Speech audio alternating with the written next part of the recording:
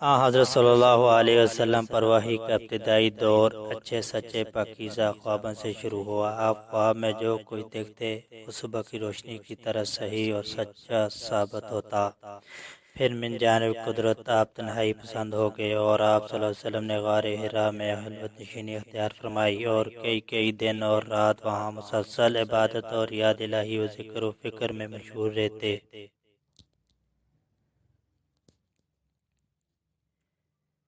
جب تک گھر آنے کو دل نہ چاہتا تو شاہ ہمارا لے ہوئے وہاں رہتے تو شاہ ختم ہوتا، پھر آئی اہلیہ محترمہ حضرت خدیجہ رضی اللہ عنہا کے پاس تشریف لاتے اور کچھ تو شاہ ہمارا لے کر پھر وہاں جا کر خلوت گزیں ہو جاتے۔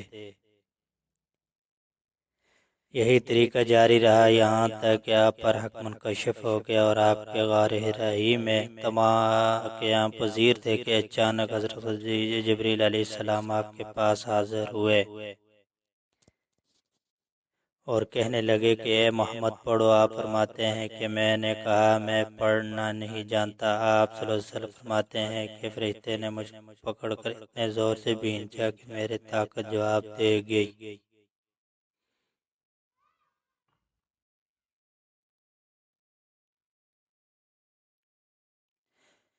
پھر مجھے چھوڑ کر کہا کہ پڑھو۔ میں نے کہا میں نے پھر وہی جواب دیا کہ میں پڑھا ہوا نہیں ہوں۔ اس فرشتے نے جو مجھے نہایت ذہی زور سے بھینچا کہ مجھے سخت تکلیف ہوئی۔ پھر اس نے کہا کہ پڑھ۔ میں نے کہا میں پڑھا ہوا نہیں ہوں۔ فرشتے نے تیسری بار مجھ کو پکڑا اور تیسری مرتبہ پھر مجھ کو بھینچا، پھر مجھے چھوڑ دیا اور کہنے لگا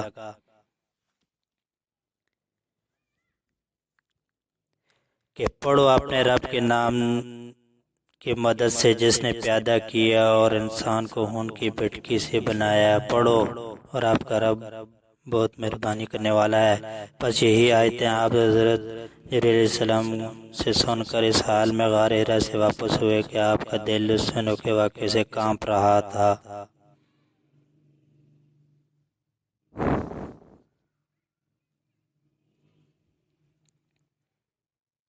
آپ حضرت خدیجہ کے ہاں تشریف لائے اور فرمایا کہ مجھے کمبل اڑا دو، مجھے کمبل اڑا دو۔ لوگوں نے آپ کو کمبل اڑا دیا۔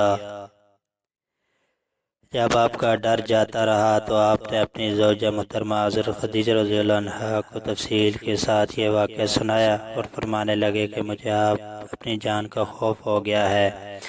آپ کی اہلیہ محترمہ حضرت خدیجہ رضی اللہ عنہا نے آپ کے ڈھارس بندھائی اور کہا کہ آپ کا خیال صحیح نہیں ہے۔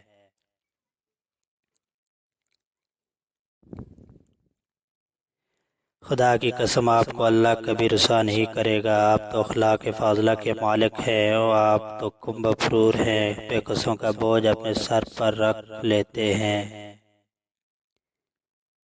مفلسی کے لیے آپ کماتے ہیں، مہمان نوازی میں آپ بے مثال ہیں اور مشکل وقت میں آپ امر حق کا ساتھ دیتے ہیں۔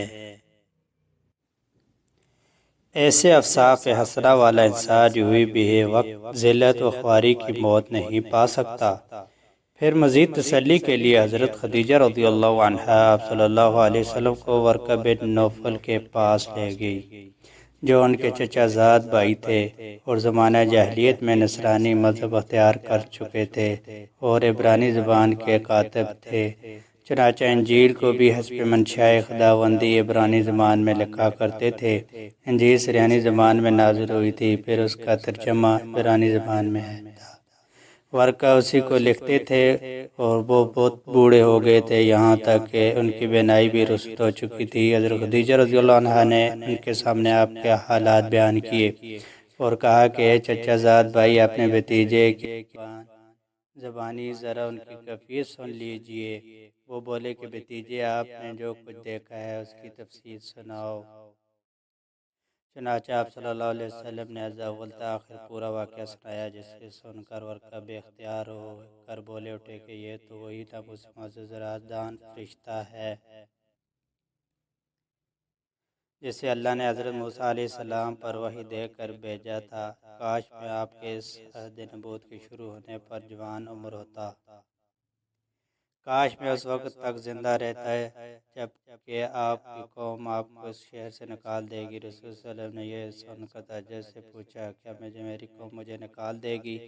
حالانکہ میں تو ان میں صادق امین مقبول ہوں۔ اور کب بولا، یہ سب کچھ سچ ہے، مگر جو شخص بھی آپ کی طرح امر حق لے کر آئے، لوگ اس کی دشمن ہی ہو گئے ہیں۔ اگر مجھے آپ کی نبوت کا وہ زمانہ مل جائے تو میں آپ کی پوری مدد کروں گا۔ مگر ورقہ بن نوفل کچھ دنوں کے بعد انتقال کر گئے۔ پھر کچھ عرصہ تک وحی کی آمد موقوف رہی۔